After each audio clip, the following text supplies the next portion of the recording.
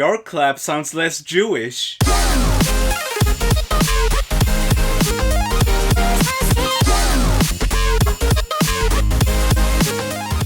Hello everyone and welcome to Anime Club After Dark, the podcast that delves into all things anime, manga, and otaku culture related. I'm your host, Sho, and joining me tonight we have the poser extraordinaire, Nitai. Heyo. Great! And also joining us, we have Alex Senpai. Thank God this shit's finally over. Not yet! Not we got yet. another season to come. So Fall yes, 2020, today we will be... bitch. Yes! We will be talking about Season 3, Part 2 of Attack on Titan. Alex's favorite anime. Ironically, but my favorite anime unironically. So let's get the administrative stuff out of the way. I call this administrative stuff. But we have a new OP, which I thought was generic visually and musically. I would agree on the generic visuals. Maybe not so much the music, although it does kind of harken back a little bit to maybe the second OP of the first season. I mean, most of the OPs are just literal additions to the same song, just over and over again. Well, except for the first half of season 3. Yeah, that one feels one's completely a different. one. I mean, yeah. I think like the whole point of the song, mainly because they use, I think, pretty intentionally a lot of words that were used in the previous songs themselves. It's like pretty much to get you back into the space of, we're going back to Shiganshina and that whole stuff, which, it's going back way to season 1. And I think that's at least what I got out of this OP in terms of the song. And the visuals they're simple, but I like that they pick something specific and, just showing them in slow motion, but very detailed slow motion. They just go with it as far as they can. So it's my least favorite OP, but I can appreciate it. Okay. I wouldn't say it's my least can. favorite OP, but it's not great either. I would definitely agree with Nita. It's my least favorite. The first half of season 3's OP is probably my least favorite. Don't you talk shit about Red Swan. Wait, what? You don't like the... What? That's like one of the best ones. Oh my god, Alex. I didn't like it. I'm sorry. Oh, Alex. Anyway. Red Swan's so good. Actually, I do genuinely love the first OP of Attack on Titan from season 1. I genuinely love that OP. It's really I don't. good. It's too much of iconic. a meme. I mean, that's what makes it great, though. Yeah, that's why. You're too much of a meme. And Wow. This is why our Rude, tastes are but different. accurate. I like how you're like, at first I am insulted, but actually, that's kind of a compliment. Also, we have a new ED, which I liked better than the new OP, because it's soft and emotional, and I'm soft and emotional, especially about these Attack on Titan characters. And I definitely like that the ED showed the main characters in their training days, just as we have the final confrontation between the main characters and the enemies that they've been fighting, which they were working with in their training days. So that told me that was a good callback. That told me if you see some of these characters here, you better say goodbye now. Mm-hmm. Yeah. And another new thing, just in general for the season, specifically that I wanted to point out, was that they really buffed up the animation for the Titan transformations, and I really appreciated it, especially like the Titan transformation for the Colossal Titan that turned into a nuclear bomb. I'm like, I'm ready for this. I am ready for all of this. Yeah. I mean, I would definitely agree that the transformation sequences, specifically that one, were definitely they had the budget, obviously, to do some nice stuff with it. It's a shame they didn't put any of that to the CG for the Colossal Titan, but when he showed up, it looked cool. Mm-hmm. On the rewatch, I wasn't as traumatized as I was Same. when I first saw it. It looks so bad. The Colossal Titan will never look good. I'm sorry. There's something about its design that just doesn't work. it's so strange. I think in season 2 it looked pretty good, like considering it was CG, and in this part of the show there is some shots it looked okay, some shots it didn't look good at all, and then in some other shots they used like 2D animation on it and it looked great. So Yeah, to me, the the shots only time- where it was To me, the only time it ever looked even halfway intimidating was the very first time it appeared in season 1, and I think that was 2D. Because you know Yeah, why? it You want to know was. why? Because they spent like several months on the first 2 episodes. That Oh, Spent wow. a whole Obviously. long time on these episodes. I mean, it's the Well, only those were time it good ever even episodes. looked remotely scary, though. That's true. That makes I sense mean- though, when because it- like they when would it came spend so back- much time on the fucking first appearance of a Titan in the entire show, right?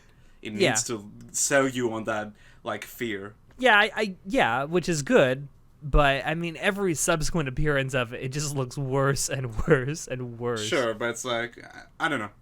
I just got over it, I guess. Yeah.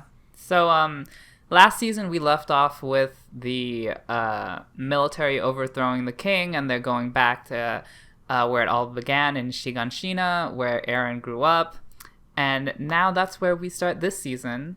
I'm glad you can say that without tripping over it, because every time I try and say it, I trip over. She got. Oh Shiganshina? yeah, honey, God, honey, I Sheena. almost bit my tongue, but I'm not Eren Yeager. Kamemashita. So, but anyways, yeah, so that begins the whole huge ass, like 6 episode long fight between the remnants of the military and Zeke, whose name is apparently Zeke, the Beast Titan, Reiner, and Bertolt, which honestly, that this entire whole skirmish was so fucking amazing. Yeah. Visually, emotionally, and I love all the nuanced tactics and like last ditch efforts, and just like at one point they were at like the lowest they could possibly be. They were the complete underdogs. They had literally nothing left, and they still basically threw themselves at Literally. the intelligent Yeah, Titans. quite literally. Literally. Honestly, like literally one of the best fights I've seen in anime. And it feels like such a desperate struggle. You feel like, how are they actually gonna come out of it alive, you know? I would like to like, say there's no that way. there's something I noticed throughout this whole fight. I mean, besides the fact that the Beast Titan looks very comical, is that Looks so good. while he's throwing those boulders and shit, Mm-hmm. he actually says the first thing I think that ever has any connection to a world that the viewer might understand. He's using baseball terminology. And Yeah. you know why? We'll get to that later. It's so good. You know, I noticed that and I'm like, that seems like a hint. you know, it would be cool if they showed like a flashback of Zeke playing baseball, which may come later. I don't know. Yeah, maybe But, in next season we'll get something like that. That would be cool. there's just like Japan just loves baseball in itself, so that I thought that was just a meta reference, but maybe that is an actual hint to Hint, what hint. will come. Because like there's so much baseball references and so many anime. I'm like, okay, great. But you might be right. This is it more is the like most based in their world. yeah. That's why. It is the most popular sport in Japan. So Yeah, so before we actually go into the fight, we have this really cool scene of the scouts going on horseback through the night to actually get to the district of Shiganshina. And when I first watched that, I thought that was such a great way to set the mood for the season. Like, ominous, scary, clearly Eren, like, voices that he's nervous, he's afraid of what will happen. And not only did I like how it set the scene, it was pretty cool. They were like holding torches in the middle of pitch black. But also I liked the fact that Eren is not just thinking about himself. He's scared that he'll let other people down. And, you know, he's scared because he's recognizing that, as we've seen in the last season, you know, he has weaknesses, he isn't perfect, and he's made a lot of mistakes, and he has to pay for those mistakes. So is a small thing, but I do appreciate the slow build up of his character. And in general, I thought that was a really enjoyable scene to start the season with. He was literally shaking like an SJW on Twitter. I don't know how that's relevant, but this is I feel like this is like the comments that you tweet out as you watch Attack on Titan. I mean, I don't really live tweet while I'm watching anime. Maybe I should. Maybe I feel like it's a really very please don't witty give him comments to ideas. give. That's a really quick way for me to get into trouble. Oh dear. But yeah. So when they actually get to the district, the first thing they do is, put all their hoods up so that the intelligent Titans can't recognize which one Eren is.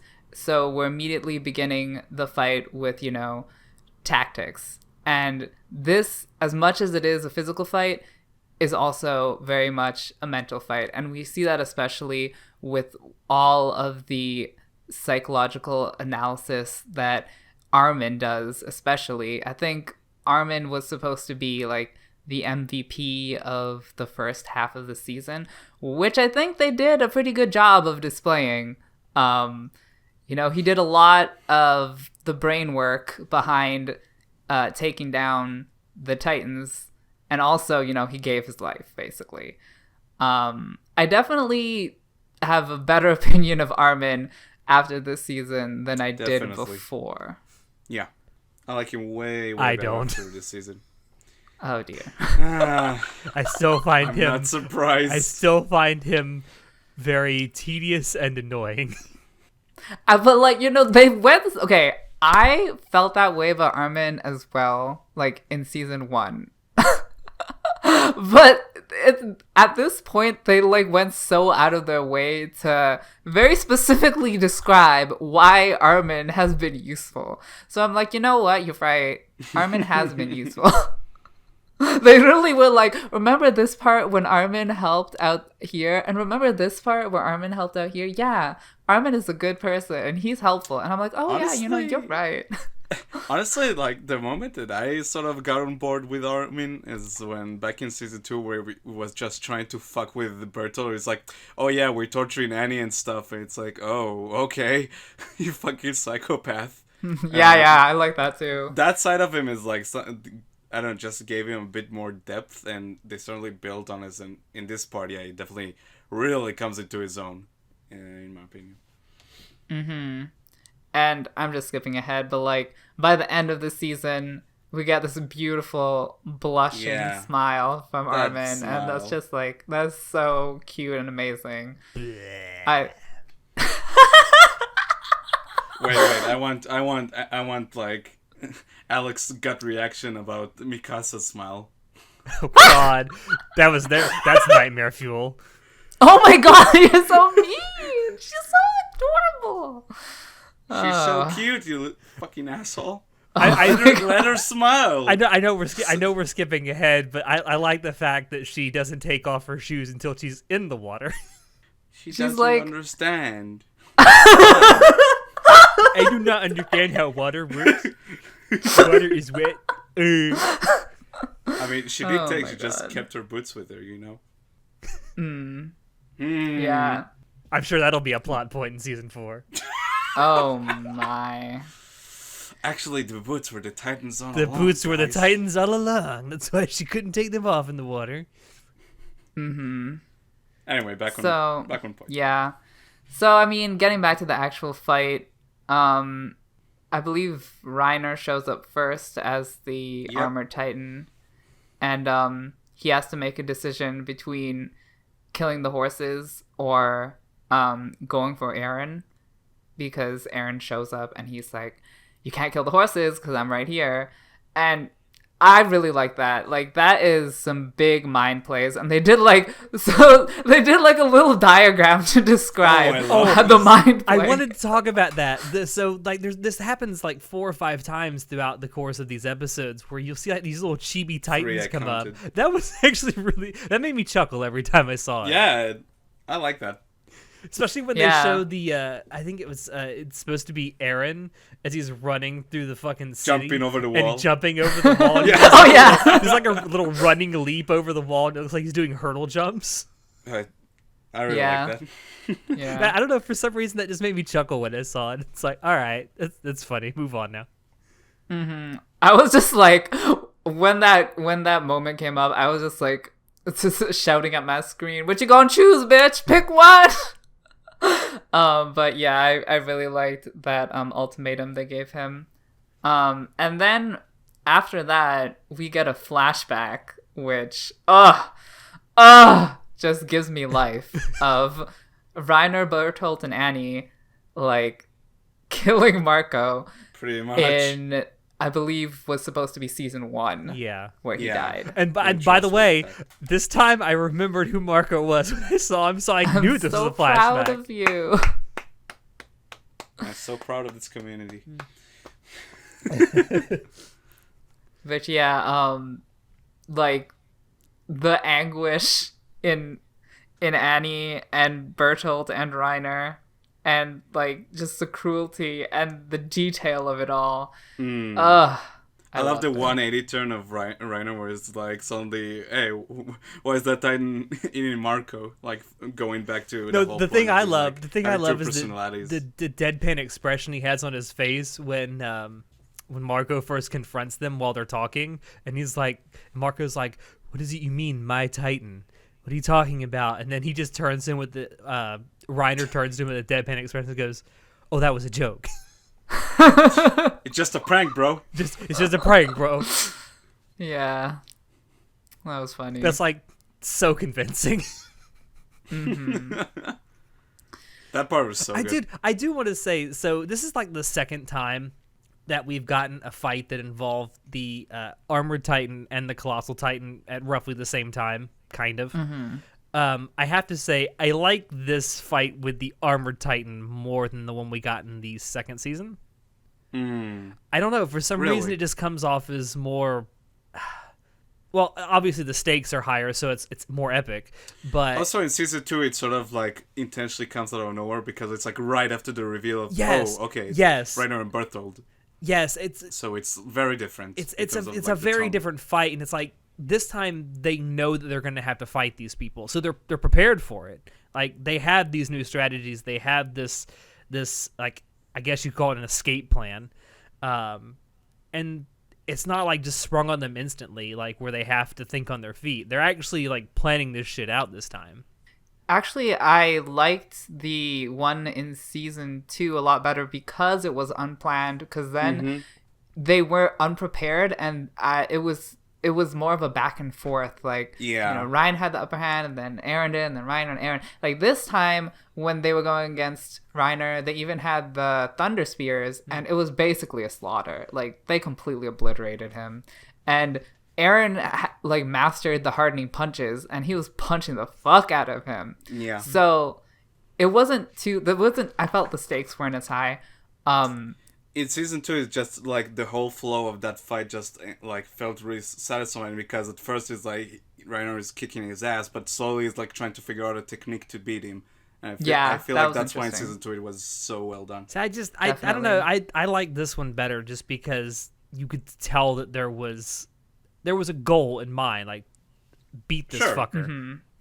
I did like the small flashback of Aaron being like, "This is my fucking home. This is where my mom died. This is where I'm gonna kill you." This is my home, and bitch. then he goes and punches his face out. Yeah. What the fuck are you doing in my home? Oh god. Yeah. So then they knock out Reiner. They like almost kill him, and then Bertolt gets catapulted. Yeah, he gets fucking yeeted into the battle. Oh my god, I love it. You know, the only thing I thought when that happened is that whole Super Smash Brothers meme, like, Berthold has joined the battle. Sure. I was expecting him to like transform in midair, because that would have been pretty cool. But then he's like, "Nah, man, I gotta help out my bro." See, I feel like that was the original idea. that he was supposed to like yeah, transform in midair, but definitely. then he has that thing where he sees Reiner taken out on the ground, and he's like, "Oh fuck this plan." Which Also, is you not. probably realized that if yeah. he would have like transformed midair, he would have took it would probably kill Reiner as well. True. It's Look, just there like a aren't- fucking nuke. Did you see that? The one thing that just absolutely baffles me though about this whole thing is, and this happens like 3 times throughout the course of this fight with the Armored Titan, the Colossal Titan, and the Beast Titan. There are ample opportunities to kill the humans that are using these Titans, and no one does it. No one we'll makes get the into killing that. blow. I think they made it pretty obvious why they didn't kill them when they even talked about it. I think I think the most glaring point where your complaint is applicable is like at the very end when they had Reiner tied up and they were about to kill him. Yeah, I where believe. Hanji's trying to kill him. Yeah, they should Yeah, have but just then chopped his John head is off. like, "Wait, don't kill him." Like, what was the advantage to them in letting him live? Nothing. What? But they even talked about John was like, "Wait, we can use it." It's like probably also because the parents like, "Shit, I know this guy for like 4 years in training or something like See, that in training." but I don't think that's good. That's not good writing because as a soldier, you should just kill your enemy. You Yeah, shouldn't but think didn't about you it. see how all of them fucking break apart and like that? And then he's like, and then he giving himself shit. It's like, this is my fault. It's my fault that he left. That he managed to get away. I don't know. I It's feel like, like I feel like that was a huge. they were in the wrong for like letting him live. Yeah. For sure. But that's the point. I feel you like know? that's just a huge narrative blunder. Like just kill him. I mean, I there's don't no agree. there's no inherent value to you and your survival in letting him live. There But is again, though because yeah. you need him alive to eat to him get his power. to get the power. Otherwise, the power, as we learn later on, will go to a random person. Yeah, that's Yeah, well, also I have why, my own like, problems with that too, but Well, we'll get to it. Don't worry. You can air out all your complaints. yeah, back to this fight. So yeah. You want to talk about the nuclear uh, explosion? Oh, I love a good nuclear explosion. Yeah, the animation was Man, great. there were more than only one explosion in that scene. Oh God. Are you talking about on screen or off screen? It's I leave that to your imagination. Oh dear. Now there's a sight. So as this explosion is happening, I really liked that that Berthold convinced Reiner to get on his back so that like his Titan shell would act like a cushion against the explosion. I thought that was really cool. That's really quick thinking. That's not something I could have thought of as a way, like just in the moment as a way to avoid the explosion. So I thought that was pretty cool. And I also like he is that the armored Titan, mhm. so I know, but like just a simple thing as getting on your back. I personally thought that was an interesting tactic. I also liked we learned later that Hanji's comrade pushes her into a well to avoid the explosion. I thought that was a pretty cool scene, and also that kind of made sense because like a well would probably not When save you from the brunt of the explosion. When So I'm she like, returns later, that whole scene is so satisfying when she shoots her own thunder spear into Reynolds. Oh yeah. God damn, that was so good. Oh yeah. And then we have the point where. By the way, were those thunder Uh-huh. spears ever mentioned before? I don't think they were. No. This is the first time they were mentioned. I believe they did a small flashback during this season. Yeah, where during the they're season like, they talked about it quite a bit. Yeah. Okay. I thought if they were, it had to be a very, very small mention because I was like, this seems like something that they should have mentioned before. No, they're revealing it now, and they're revealing it now. Like they just made it now, Okay. and the reason why they just made it now was because they overthrew the government. So they took the technology that the government was suppressing, and with that knowledge, they made the thunder spears. Okay. See, that makes a little more sense because I'm like, how did they go from guns to rockets? And okay, the animation for the thunder spears, fucking missiles. Oh god. They look like I they got love fucking that. rocket engines on them. Oh my god. And when they tried to shoot the Thunder Spears at the Colossal Titan and he steamed them, and then they were just like floating in midair and then they just flung away, that was pretty cool. I saw that and I'm like, what are they made out of? Aluminum? Maybe. That steam is powerful, honey. Clearly. But yeah, so at this point, after the nuclear explosion of the Colossal Titan, is what I was talking about before when they were at their lowest points. At this point, the Beast Titan has like decimated everyone on the other side of the wall. All they have left is the 104th squad, Erwin, Levi, Aaron, and is that it? Yeah, I think that's it. Well, and the recruits. The recruits. Yes. Yeah, and the recruits. So one of whom has like a fucking PTSD moment like on the spot.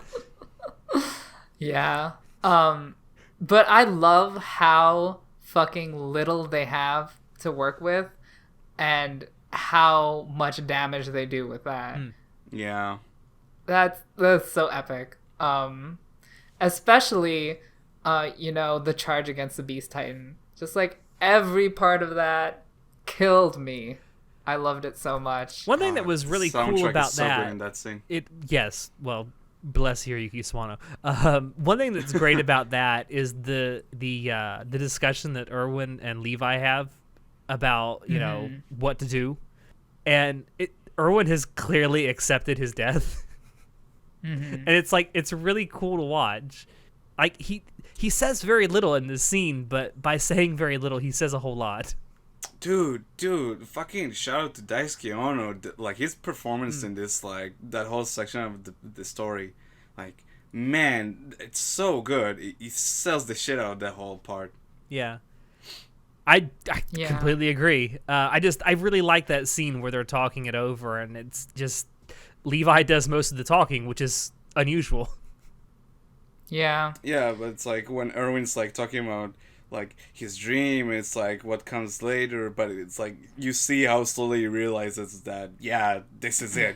It's like but he's talking about, well, I gotta lead them because no one's gonna go and charge the Beast Titan if I'm not leading them. Well, that speech that Levi is giving Erwin, he's like, so what's your dream? And he's like, to get to the basement. And then he doesn't say this, but Levi just gives him this look that's like, and then?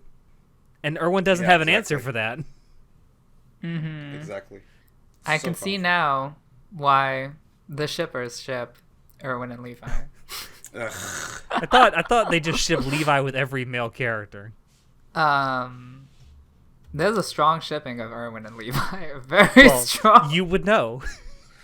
So in a parallel universe, you're actually shipping Jotaro Kujo and Araragi. That's very true. No. That's not happening. But yeah, I really can't wrap my head around why Erwin decided to go on the suicide charge. Because he's like, I want to see the basement, and then what convinced him to not see the basement? Because the only way for them to actually come out of the situation alive is killing the Beast Titan. How are they gonna kill the Beast Titan? Pretty much, okay, we need to like do this like full-on suicide charge. What? No, they could have used Erwin's plan to get on Aaron and like run away. Yeah, but Aaron was. What about the basement? Aaron was like knocked the fuck out. Yeah, but they didn't even try. Well, I mean, we saw he was able to turn into a Titan. We gotta give Armin something to do, I guess. I'm gonna say it's his love for Levi that made him give his life. Well, we know where your shipping comment came from. No, listen, I don't ship it. Come on, the show ships it, not me. Okay. Uh-huh. Hand over the fanfics and nobody gets hurt. Show. Okay. Moving on. I really loved the fucking speech that Erwin gave to the recruits. So fucking epic. I got goosebumps. He was just like, our lives only have meaning. Like, everyone dies at some point. When you die, it's not meaningless. Are our comrades' death meaningless? No. So we have to give our lives, and the people who live on, that's where the meaning will be. And I'm like, damn, son. Damn. I'm going to give my life for you. Also, that imagery of him on like the pile of all the soldiers that died, like it's not something new, but man, it's like just such strong imagery. And I love that he's just like screaming it with like a complete straight face, and I'm like, yes, scream at me. So, wow. Rage on, my soldiers. Yeah, it's why I say, like, he's accepted his death. He knows that his death is now necessary. Which is really sad. And not only his death, but the death of basically every recruit there. Because of the suicide charge, yeah. That suicide charge was brutal as hell. God. Which is Especially amazing. when, like, we learned after that only he and one other recruit Flock. are the ones that, thank you, are the ones that actually survived the charge. Yeah. I would like to say that during this charge, more horses died than people. Probably. No animals were hurt in the production of this anime. Oh, dear. And then just after the suicide charge, we get the beautiful scene of Levi fucking hopping between the Titans and fucking taking down that beast Titan. Oh my god! All right, fight, my god! I'm gonna say something that neither of you are gonna agree with, and I don't think anyone that listens to this is gonna agree with. That's the worst part of this whole fight. There it is. There it is. There he goes. It's not necessarily that it's bad or that it looks bad. It's that it's over too damn quick. It has to be, honey. It has to be. He won't survive. You need to kill it quick. I mean, people, every Attack on Titan fan says that Levi versus the Beast Titan is like the best fight in this entire show so far. Okay. I don't agree. I don't think it's the best. No, I don't. Same. I don't think it's the best fight, but it's so fucking good, dude. Oh, it's fucking. Oh. I mean, I'm not saying that it's bad. I'm just saying that for as hyped up as people were about it and telling me about it, I was let down. I was very underwhelmed. I don't know. by it. I remember first time watching it, and thankfully, I'm still doing my best, like avoiding any spoils about this fucking show. When I watched that episode for the first time, dude, my mind was fucking blown this entire episode. Like, gee. I know. In my opinion, the whole suicide charge was far more epic than Levi versus the Beast Titan. Maybe that's I agree. me. Maybe I like the heroic sacrifice thing. I don't know. I just thought that was far more epic to watch than Levi the suicide charge Beast Titan. benefits greatly from using the which song is that? I think Before Lights Out, which is such a fucking good song that Soana produced. It's like, But yeah, I agree. I like the suicide charge more than Levi taking the Beast Titan down. But Levi taking the Beast Titan down was the icing on the cake, and it was still really good. One thing I found funny is like during the whole suicide charge thing, as people are coming and they're getting closer, and then the Beast Titan finally takes all the horses down. Like he looks to his right and noticed that there's a Titan that's fallen over. I know they were throwing the smoke up.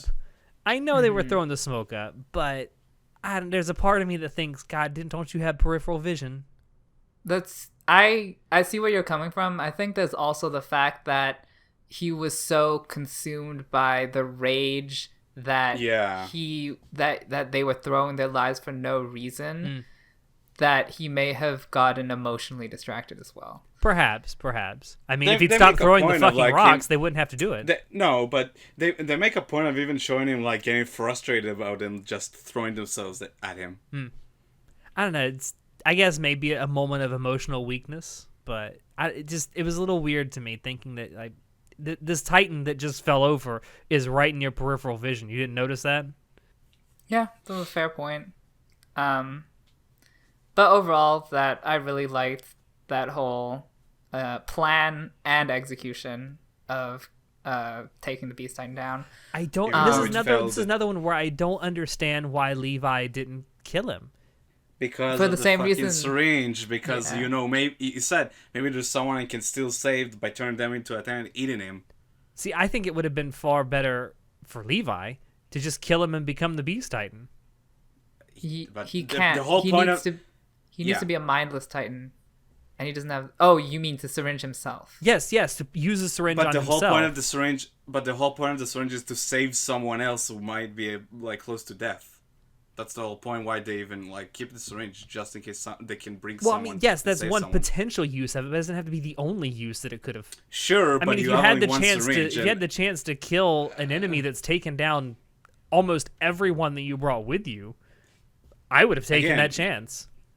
Maybe, but like for them, the whole plan was using the syringe to save someone.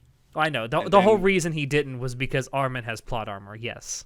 Ah, come on.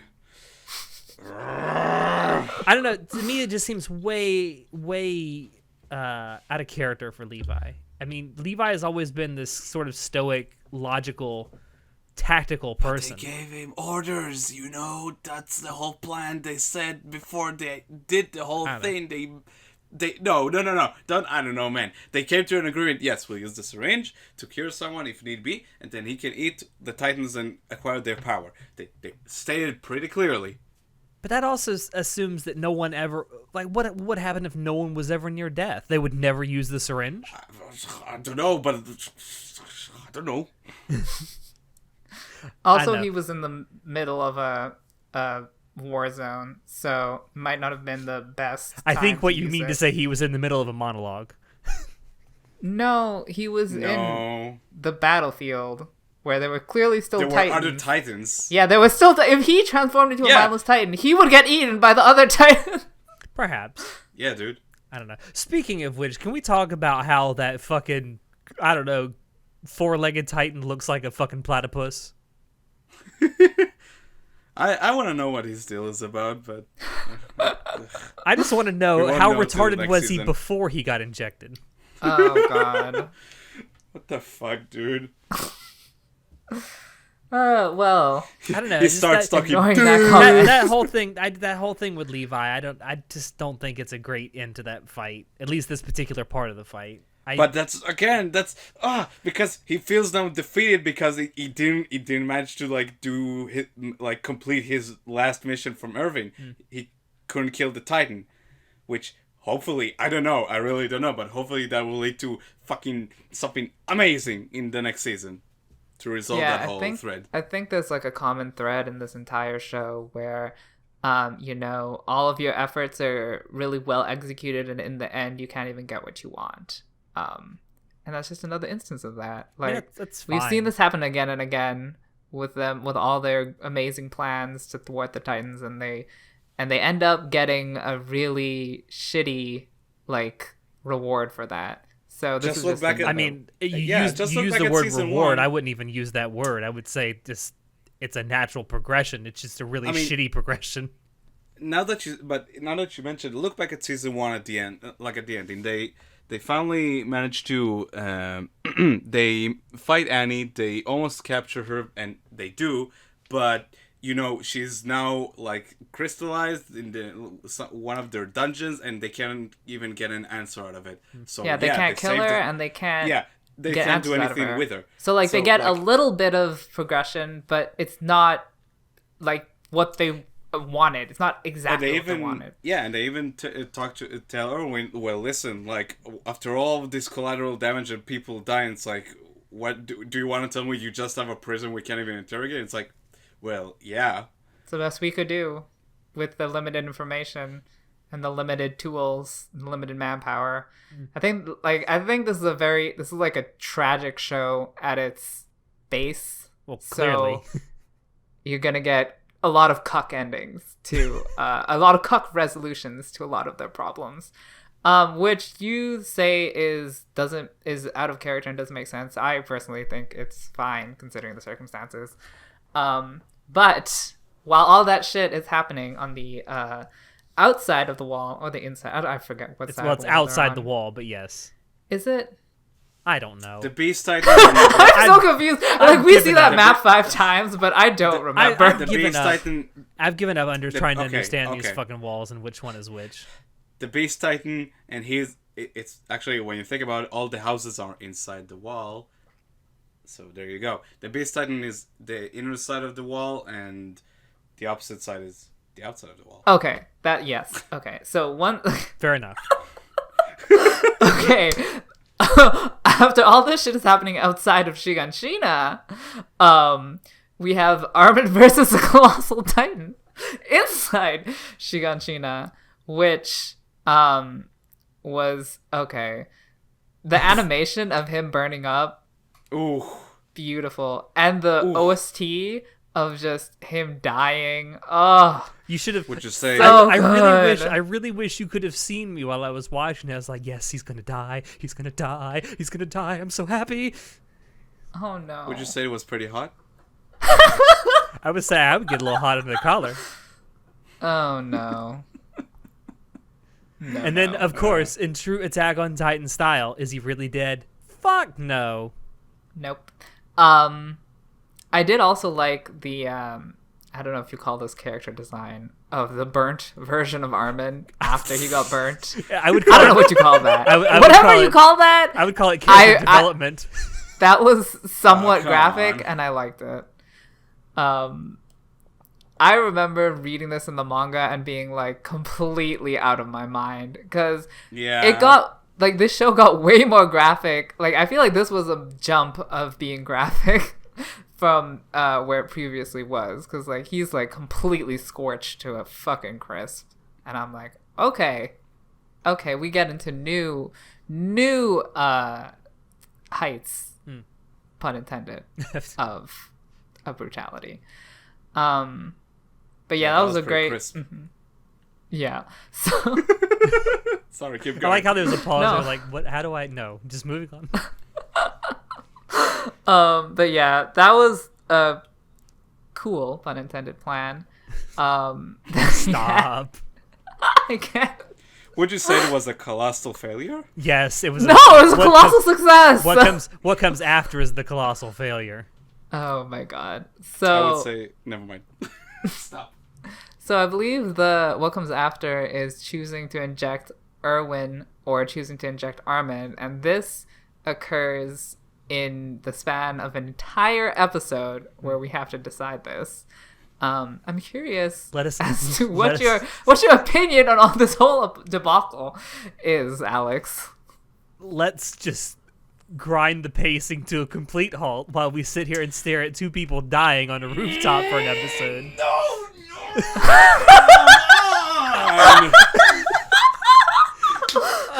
Oh, my tummy hurts now.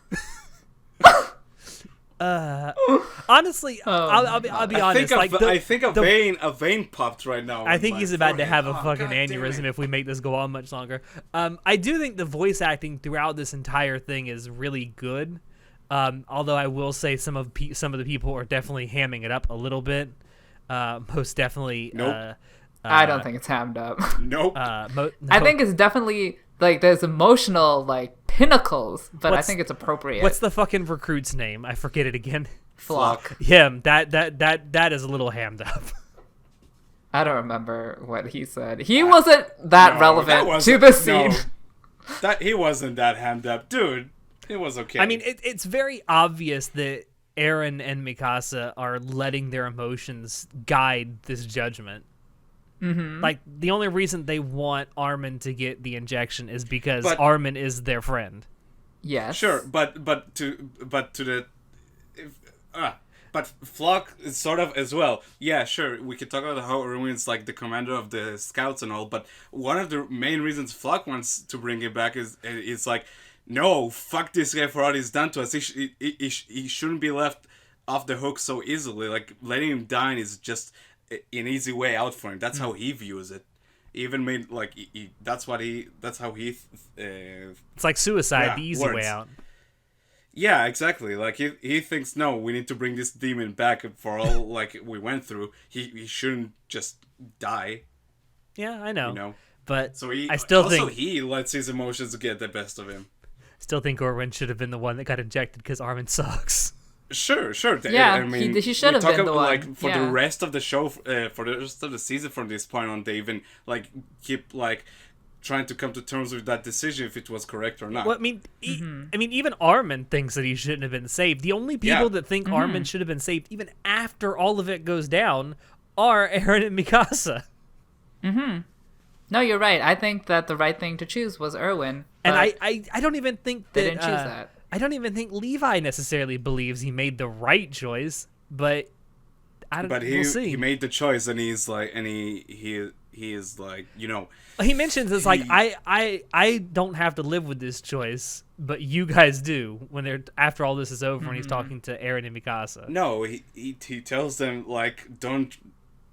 I can't remember He said that I'm okay with the choice I've made. It's your job to figure out if you're okay with it. Yeah, it's your job to make sure Exactly. these two don't regret it.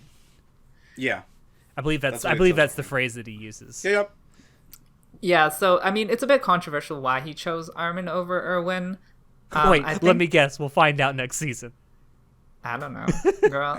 Do I look like a fortune teller? Hey, you talked about a common thread that runs through Attack on Titan. That's it. Wait till next season. That's Girl. the answer to any question you have. Wait till next season.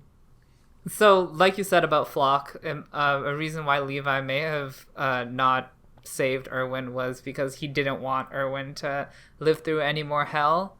But I also think that maybe another reason why he chose Armin was because he thought that Armin's motivations of like going to see the sea, which is basically translated as freedom, Armin valued freedom was more important than Erwin's values, which were selfishly avenging his father by learning what's in the basement.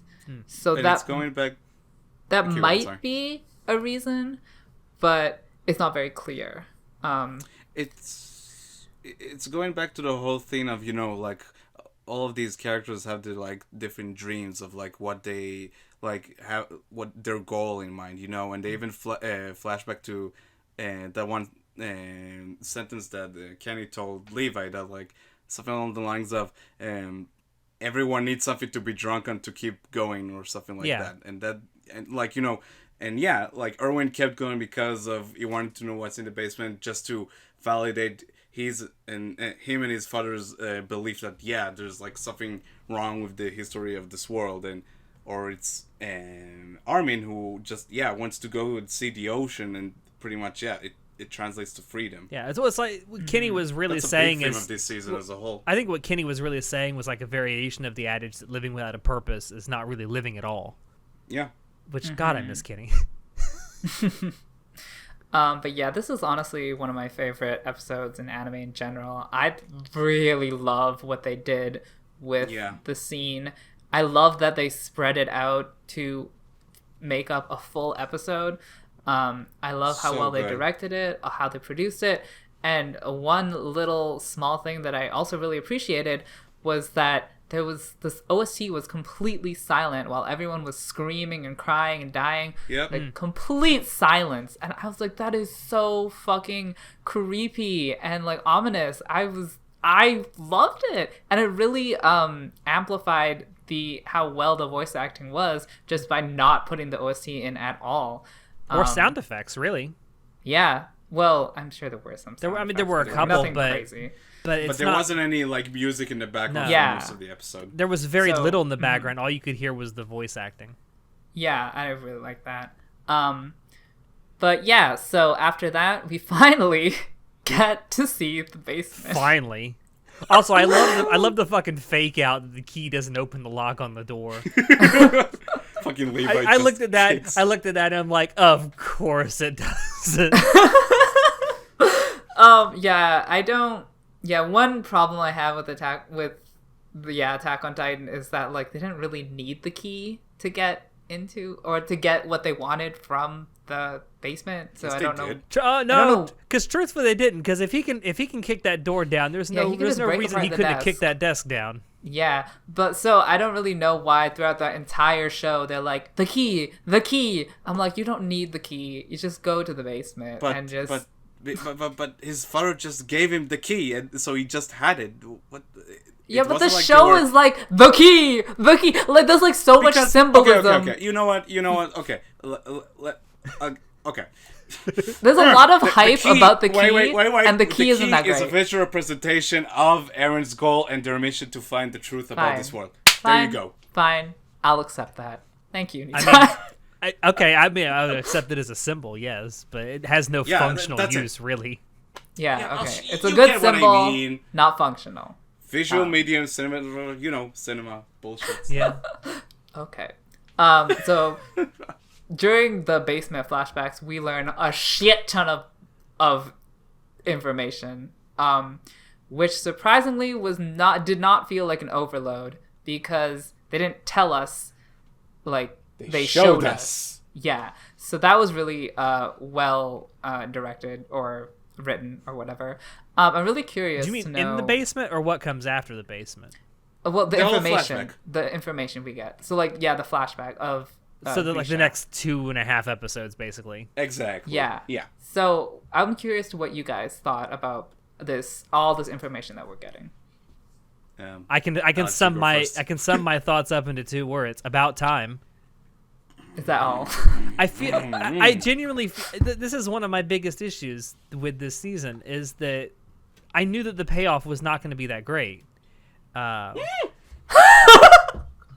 I feel. Excuse me, what? You heard me. Excuse me, what? I knew that the payoff was. It was either going to be something very disappointing or something kind of cliche, and it's kind of a mixture of both, really. How so? But I need to take a deep breath. Hold on. okay.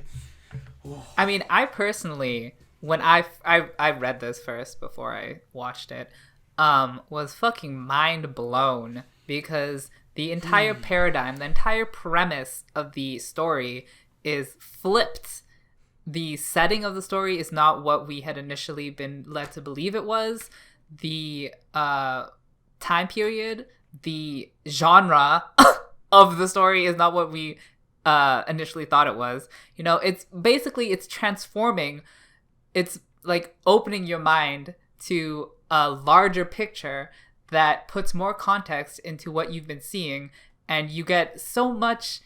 It's so enlightening. It's transforming everything you've seen into something completely different. I was shocked. I honestly was mind blown.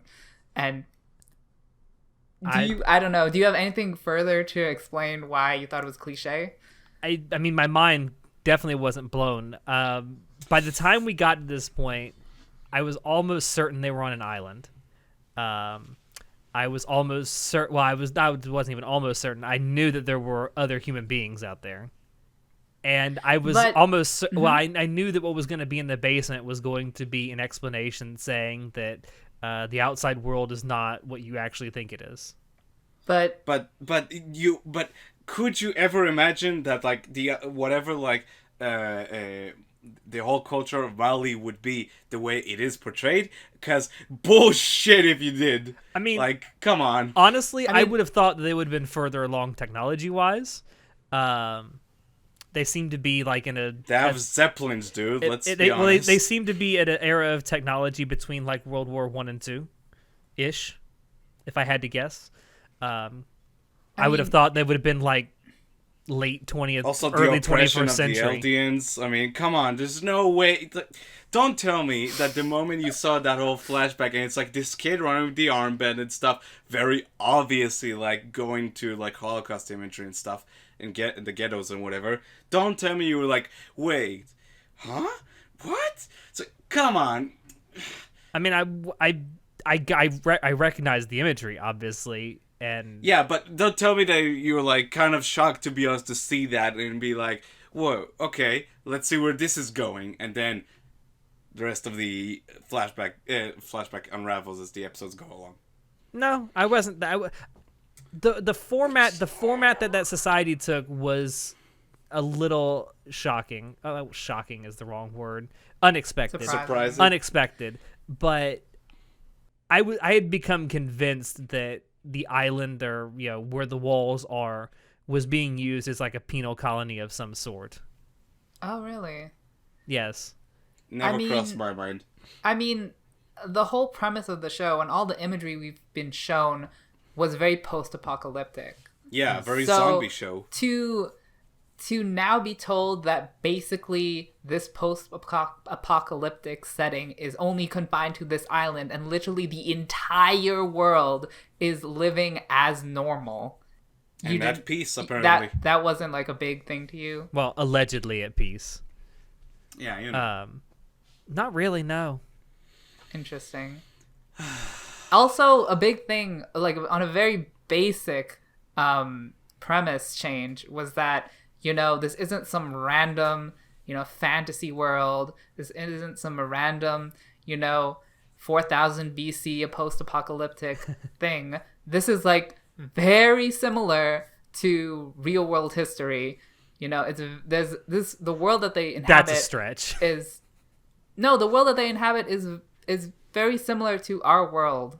Like it's basically our world with the names changed. It's grounded in some type of reality. I mean, you know, like it's it's not as fantastical as it's. Yeah, it's not high fantasy. Mm-hmm. Well, no, it's certainly not high fantasy. But it's not.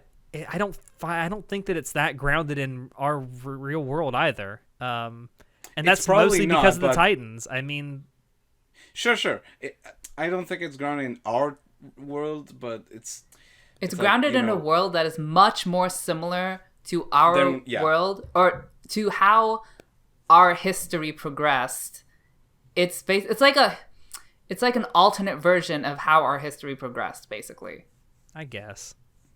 Okay, you didn't even think that. Okay. Not really. I get the similarities in the imagery. I really do. And in that sense, I do agree with you. But I just don't care. Yeah, I think that's the main problem here. I don't think it's a good payoff for all the mysteries. I really don't. I still think that your original. I think this was back when we did the season 1 episode, or one of the season 1 episodes, where you said that you had a theory that it was a simulated reality. I still like that better. I still think that's a much better idea. I hate fucking simulated reality. That's the worst. That's dumb. Twist. I completely disagree. Really I think that would have been a far better twist if you found out in the basement that there's like some computers and shit, or like, you know, some off switch that turns the simulation off. That fucking sucks, dude. I really hate that type of shit. Yeah, now that's cliche. I don't know. Honestly, that's way more of a cliche than, oh, there's just more world out there. It's a fucking, you know, world. I prefer stories about these worlds that you get to see and learn more about the further you go along.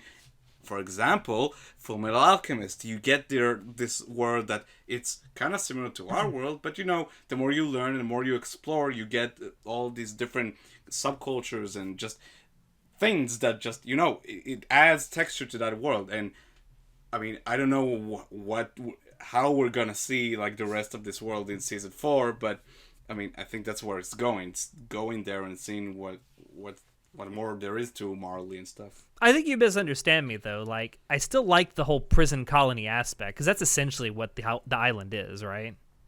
You just prefer it would have been a simulation instead of being I think, part of a place. like having a super futuristic society, like maybe like late 21st century, early 22nd century, Wait, and instead of sentencing people to the death penalty, they actually like forcibly put them in this world.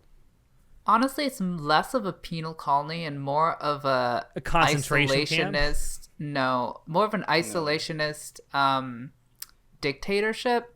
Very similar to North Korea, because you know, they exalt themselves, to be honest. The people that are sent to the paradise aren't the people that are inhabiting paradise, like as humans.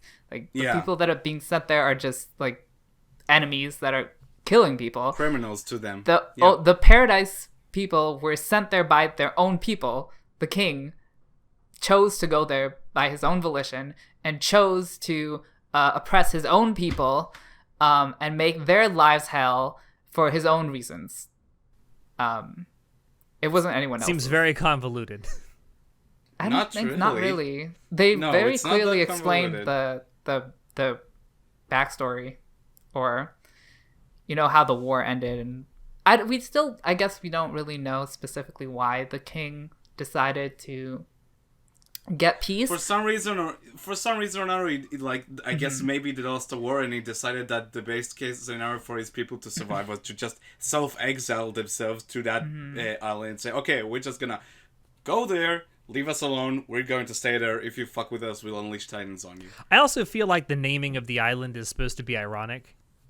Yeah, I mean, Probably. let's be honest. I think it's very intentional. Actually, maybe not, because the king wanted it to be paradise. He just couldn't make it the way he wanted it to be. Because they said how like he just wanted to live peacefully, but it just didn't work out like that.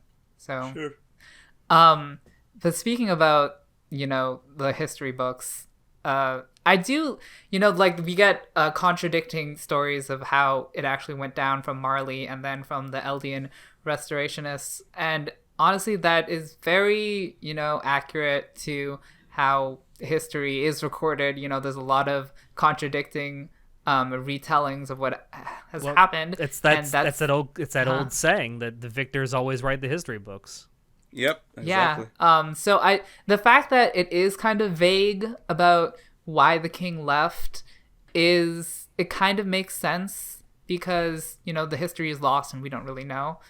And they went out of their way to describe why, like all the details of why the history is vague. So I can buy that for now. I do still hope they like eventually tell us. Yeah, I'm sure they will get more details. I'm because sure by there's the still final some episode of the fourth mystery. season we'll find out. Oh, come on. I will say one thing that I found disappointing is that this whole reveal is that it's all about a race war. You really find that disappointing? I found do. that really. I feel like it should be What? more than just a basic More. race war. You say Basic? more, but it's a fucking race Yeah, war, race dude. war is very heavy. I mean, it's a heavy concept. Yeah, I didn't care. thought it it was was- not You a didn't great care for a payoff, long time, let's be honest. huh? I thought. You didn't care for a long Well, no, Oh, I yeah, just- that's true. It just doesn't seem like a good payoff to me. I don't know. The whole reveal was not satisfying. But it turns everything upside down. Everything we've known and seen so far. That's a good twist. And on a rewatch, it makes it, to me, I had a way better experience watching the show, like rewatching the show. Like, you get the sense of, oh shit, this whole time, that's what the Titans were all about. That's where they came from. It answers that. And see, I think And that's B, another part of the reason I don't like and it. B, and T, sure, if you like, 'Cause I don't like I'm the not trying to Titans. convince you. Again, I'm not trying to convince you to like that. You should like it or not. I'm just saying why it appeals to me, and I really enjoy it. Because personally, yes, these last few episodes of the flashback really obliterated my mind when I first watched them. I'm not exaggerating at all. That's how much like this. I love this payoff. And again, it's just when you have this twist, you suddenly like that whole premise of, oh, it's us versus the Titans versus instead of what we have now, which is, oh shit, there's way more out there, and it's like, okay, it's very simply the term humans and humanity. So far, it's like what we thought were the people inside the walls, but honestly, to the rest of the world, they are humanity, and the Titans and the Eldians as a whole, they're the fucking monsters. It gives this very depressing slant all of a sudden. Very tragic. Yeah. Yeah, also going back to the whole race thing, in season 1, Attack on Titan was very much like a surreal, fantastical, fantasy show. And then by now, it's the themes that they're talking about is very relevant to like real world politics. So for me, at least, the complete flip from, fiction to, relevance to the real world, that made it hit home super hard. Especially, because a lot of, I don't know, for me, this story, like, reminds me a lot of North Korea, because, we know that, Kim Jong-un, like, tells a lot of lies to the people so much that they can believe that he can do supernatural things. So to me, Attack on Titan is almost such a poetic description of how political tyranny can go so wrong.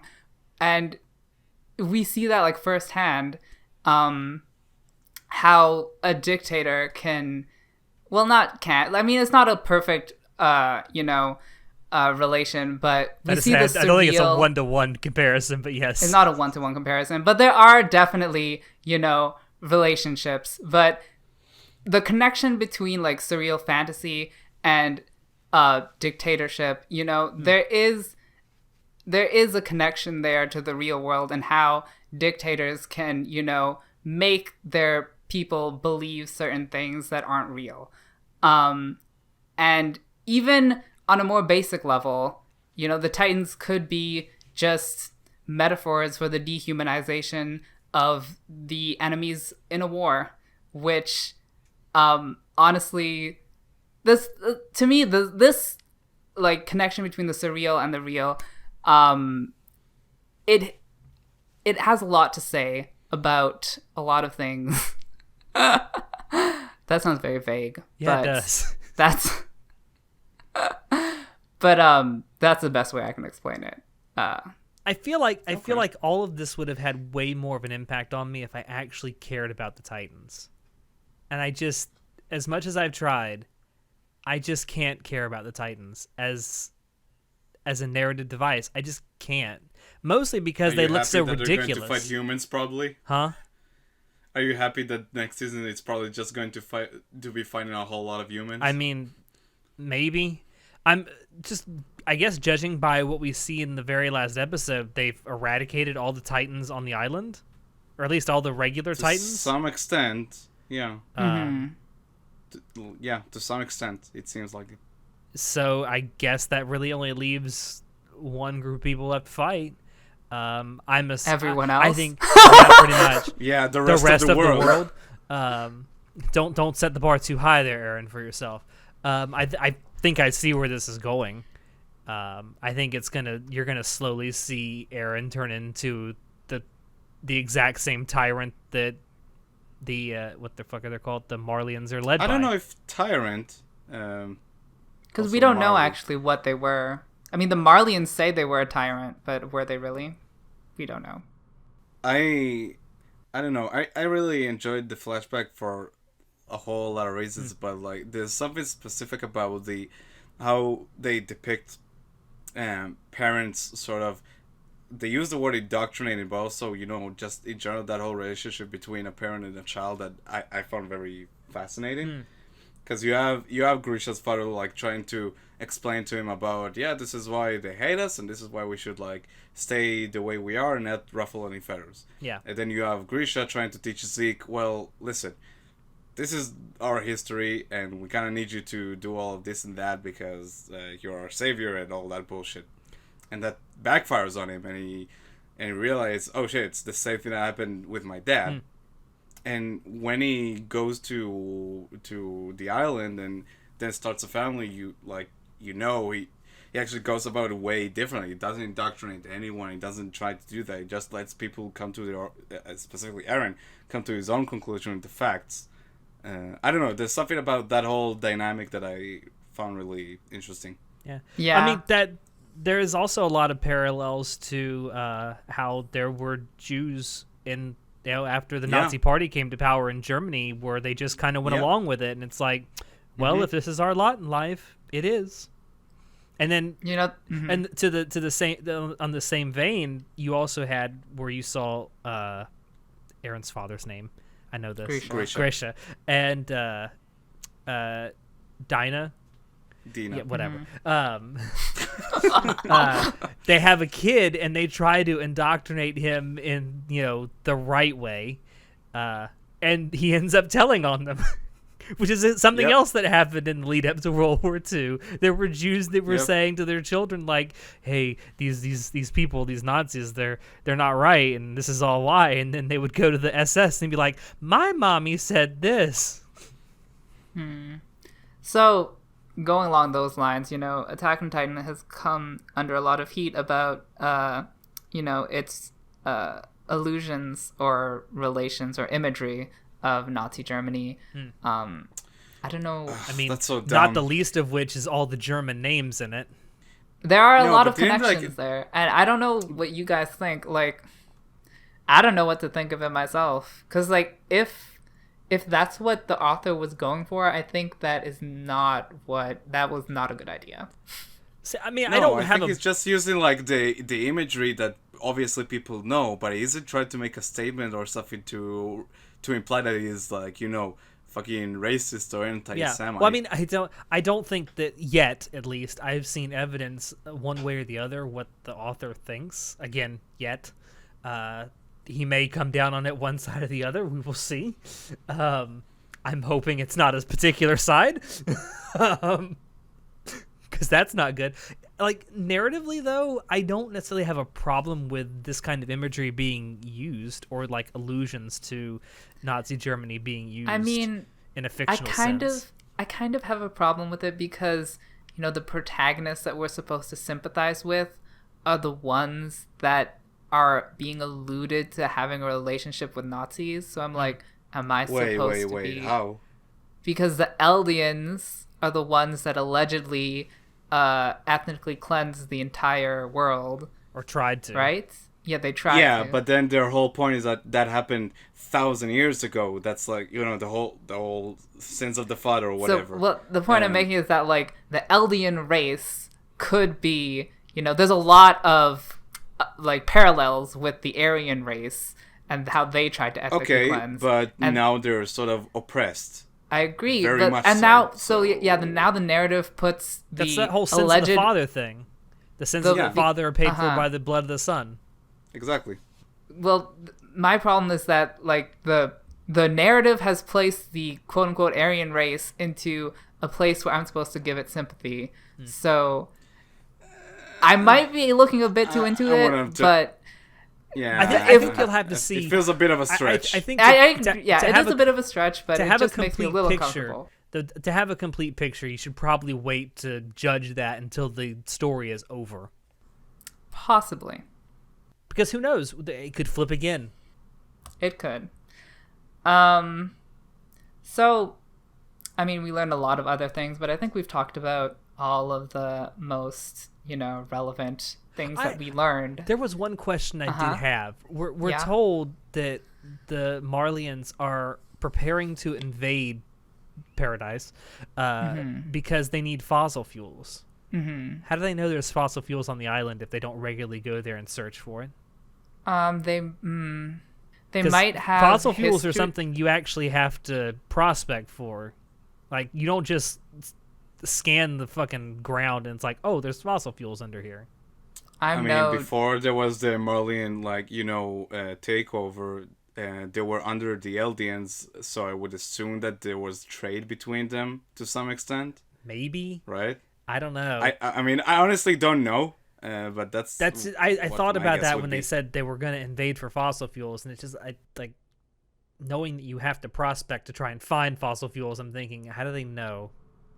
Honestly, I think it's just because, they probably traded with Eldians when the Eldians were in That's power, possible. Right? I could buy that. I think that's it. I could buy that. I think, the Paradise Island wasn't necessarily under Eldian control during the Eldian Empire's height, so maybe it was under Marlian control and they had prospected it then. Could have been. I don't know. There's a lot of possibilities. It's a good question. I'm sure it'll be answered later. Maybe. It's entirely possible. The last thing I'll say is that we get a lot of exposition that says pretty much how the Titans work. So really, after this, there's not a whole lot of mystery as to how the special Titans work. And if anything, I think now it's way more convoluted than it needs to be. I disagree. I feel there's no way to get rid of the Titans forever, and I think that's the only way you solve this story is you get rid of the Titans forever. Oh, but speaking of which, but that's the point of the final scene, Alex. Is that now? That's why it's so good. Now Eren is like, oh, his whole world is now upside down. It's not just about fucking killing the enemy, now the Titans, and we'll be free. It's, oh shit, we got to the ocean, we got to our supposed freedom, but what lies beyond there, like our enemies, and I guess now we need to like eliminate them so we'll be finally free. Or that's the whole point of that last scene, to show how fucking broken he is right now, trying to come to terms with that thought. There is a way that's to a depressing thought. There is a way to kill all the Titans. You just have to kill all the Eldians. Well, there you go. That's what the Malians want to do. I mean, maybe they have a point. Just saying. Maybe. Oh my. I know that's going to be very problematic racial to hear. cleansing, Alex? I'm just saying, if you have an enemy that can eat you, you probably shouldn't keep them around. Oh dear. Well, I know which side of history you're on. No. But I guess we can move on to our closing thoughts on what we thought about this last season. I mean, I can. So, I'm assuming that we're also, once the final season airs, we're going to do one last one of these, depending on how long that season is. No! Wow. I'm so kidding. obviously we're not done yet, but we're done with everything that's out. I have, over the course of us doing this podcast, I have not been shy about hiding my contempt for Attack on Titan. And I have a feeling, Show, that you convincing me to do this was in a roundabout way to see if I would actually like it, or at least change my opinion of it in any way after watching everything that was out so far. I have to say, if that was the case, then you've succeeded. Oh, yay. I don't I don't detest this anymore. Yay. Really, you had so many complaints about the part of season 1 that you had that all had proper answers, or at least for me, proper answer for them, by the end of season 3 part 2, that I'm like, if you just watched the whole thing, a lot of your questions would be answered.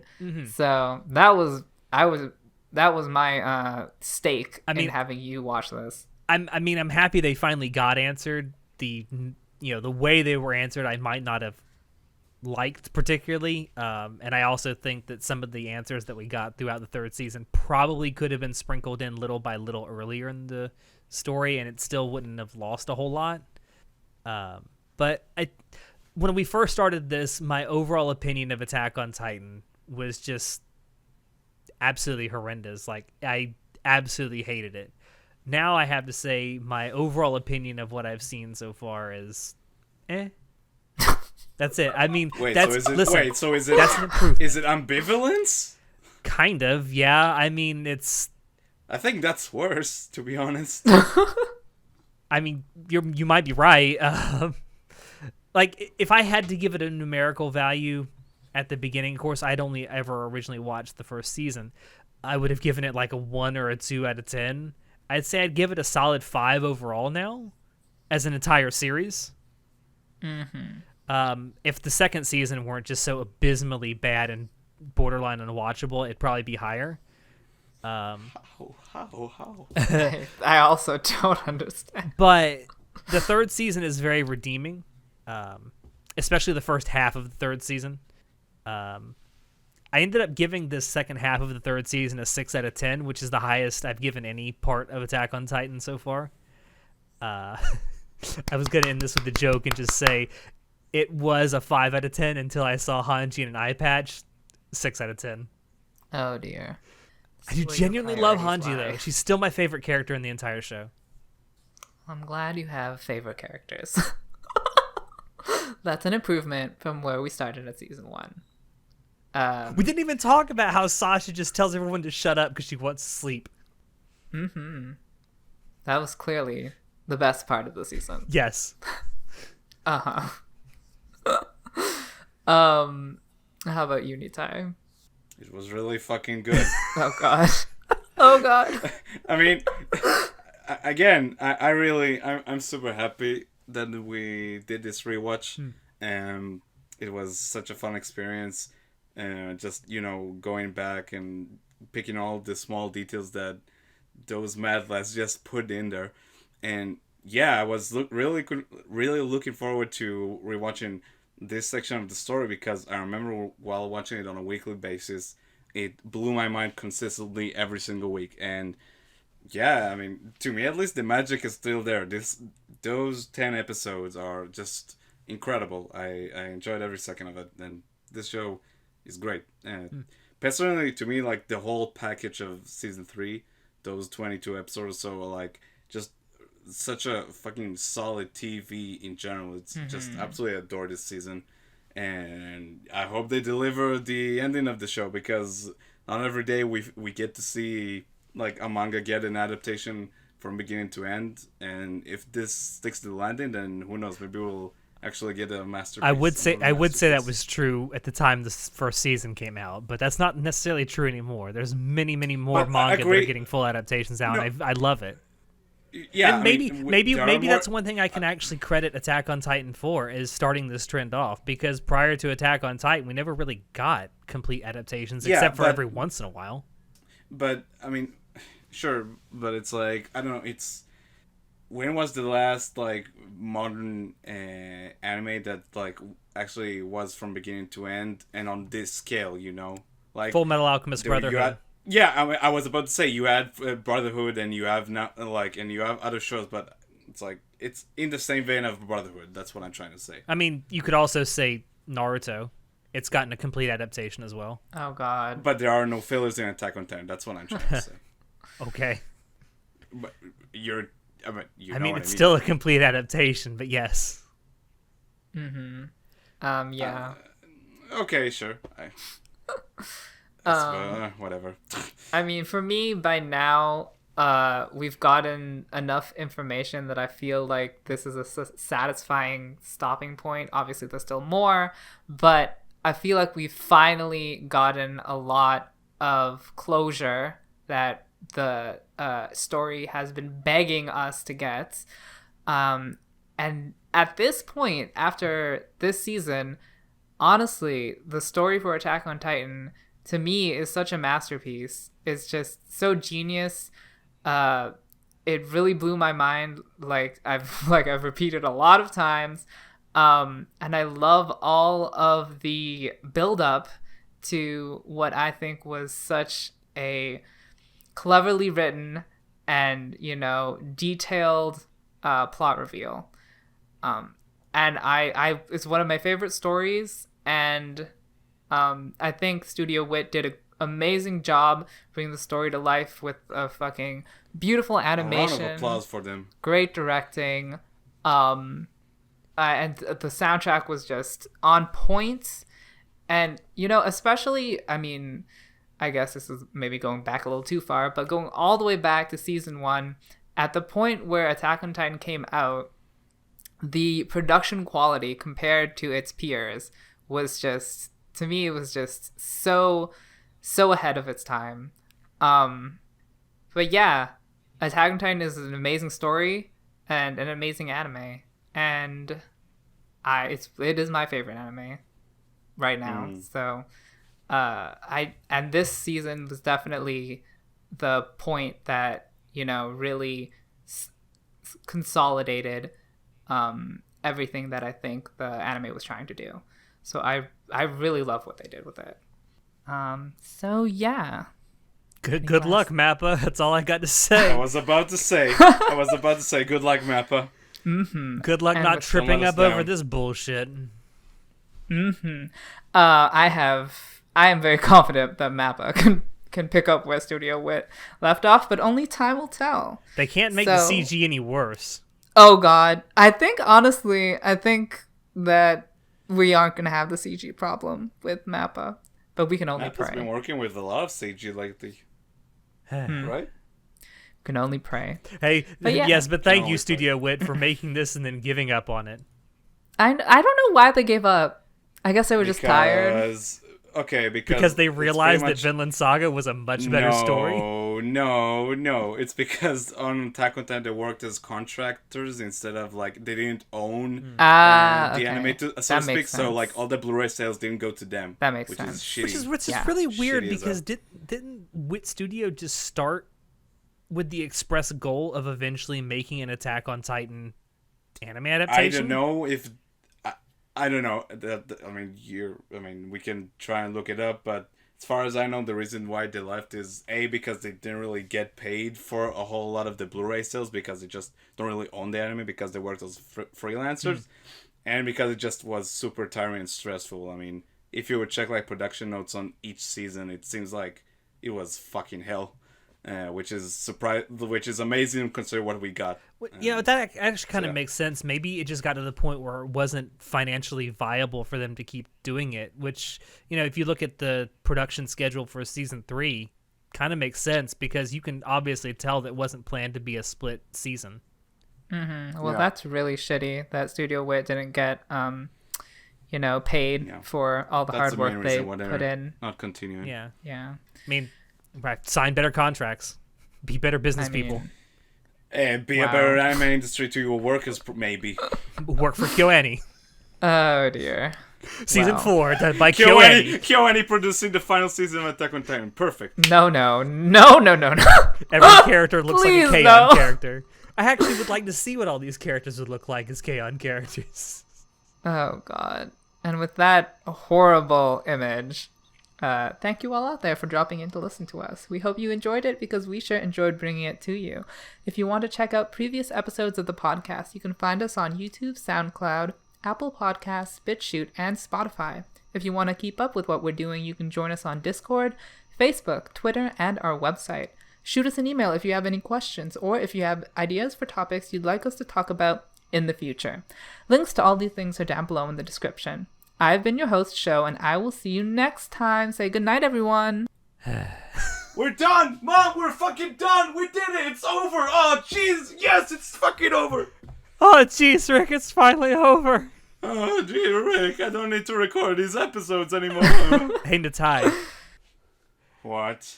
sit down and have a seat. We're going to watch Mirai Nikki now. No! I'm out of here. Bye.